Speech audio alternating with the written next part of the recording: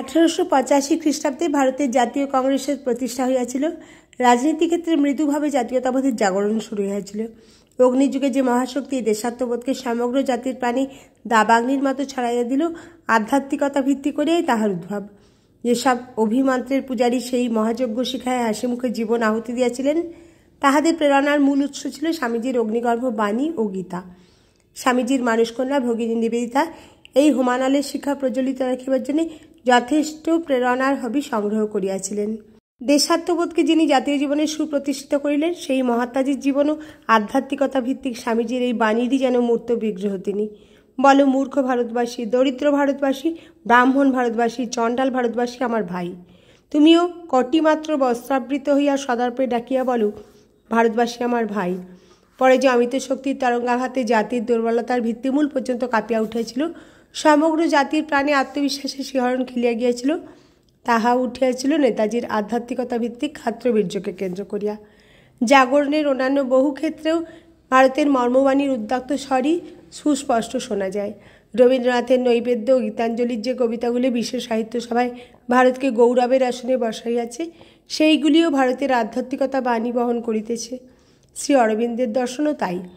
আমাদের যাত্রা সবে শুরু হইয়াছে।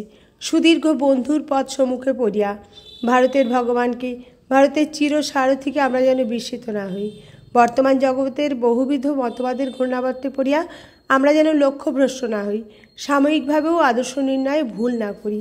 আমরা যেন ভুলিয়া না যাই যে ক্ষাত্রবীর্য ব্রহ্মতেজের সমন্বয়ে আমাদের জাতির জীবন গঠন করিয়া জগতে জাতি হিসেবে আদর্শ স্থাপন করিতে হইবে। এই দুটির কোনোটিকে বাদ দিয়া নহে। উন্নতিশীল জাতিগুলি সমকক্ষ হইতে হইবে, আবার সেই সঙ্গে দেবোপম চরিত্রেরও অধিকারী হইতে হইবে। জীবন আদর্শ নির্ণয়কালে আমরা যেন স্বামীজির সতর্কবাণী ভুলিয়া না যাই। হে ভারত, ভুলিও না তোমার নারী জাতির আদর্শ সীতা, সাবিত্রী, দময়ন্তী। ভুলিও না তোমার উপাস্য উমানাথ, সর্বত্যাগী শঙ্কর। ভুলিও না তোমার বিবাহ, তোমার ধন, তোমার জীবনের ইন্দ্রিয় সুখের, নিজের ব্যক্তিগত সুখের জন্য নহে। ভুলিও না তুমি জন্ম হইতেই মায়ের জন্য বলি প্রদত্ত। ভুলিও না তোমার সমাজ সে বিরাট মহামায়ার ছায়া মাত্র। তাহার স্বদেশ প্রেমের স্পর্শ যেন চিরসংশ্লিষ্ট থাকে আমাদের জীবনের সঙ্গে।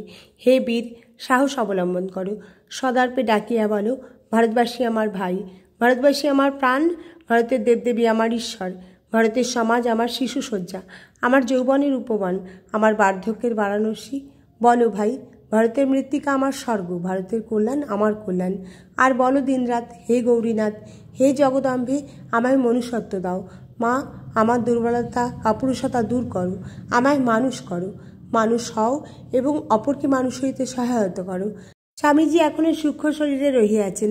যে মানুষ হইতে চাহিবে, মানব সেবার ব্রতী হইতে চাহিবে, তাহার শিরে বিবেকানন্দের অমোঘ আশীর্বাদ শক্তিরূপে, জ্ঞানরূপে, প্রেমরূপে শতধারে ঝরিয়া পড়িবেই। যিনি বলিয়া গিয়াছেন, নিখিল আত্মার সমষ্টি স্বরূপ যে একমাত্র ভগবান বিদ্যমান আছেন এবং যে একমাত্র ভগবানের অস্তিত্বে আমি বিশ্বাসী, সেই ভগবানের পূজার জন্য যেন আমি বারবার জন্মগ্রহণ করি এবং সহস্র যন্ত্রণা ভোগ করি।